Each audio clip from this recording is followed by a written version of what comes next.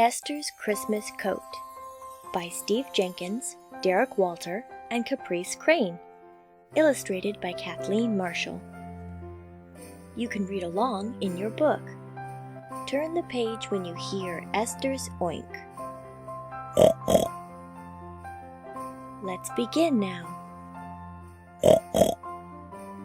The snow is so pretty, twinkling lights everywhere. Esther's countdown to Christmas had one day to spare. A package arrived at her home Christmas Eve, and Esther exclaimed, "Oh, my pig, it's for me!" Dads opened the box so Esther could see. Then she snorted and grunted and let out a squee! "It's a coat!" they all said. "What a wonderful treat!" Esther tried on her coat and she posed, oh so sweet. How fancy she looked, a pig in a coat! But who should she thank? There wasn't a note. Esther walked through the snow in her coat that was new, asking all of her friends, "Did this gift come from you?" The cats shook their heads and the dog just said no, while the rest of the pigs said they wished it were so. It was then that she thought, none of them have a coat. It's not fair, it's not right. Esther quickly took note. So she looked at her calendar and planned it all out. We'll take turns with the coat. We'll just share it about. But the coat was too small for the cow and the sheep. On the donkey and goats it came down to their feet. And the horse was too tall, as you plainly can see. All my friends are too small, or they're bigger than me. Esther took off her coat and curled up on her bed. She was still feeling lucky, but a little bit sad. "My friends don't have coats," she exclaimed with a sigh. So she turned to her dads and simply asked, "Why?" Her dad sat by her side and whispered so sweet, "Not everyone's lucky to get such great treats." But Esther still felt she had something to do, so she ran to her closet and rummaged on through. "I knew it!" she cheered when she looked deep inside. She had hats, coats, and dresses she once wore with pride.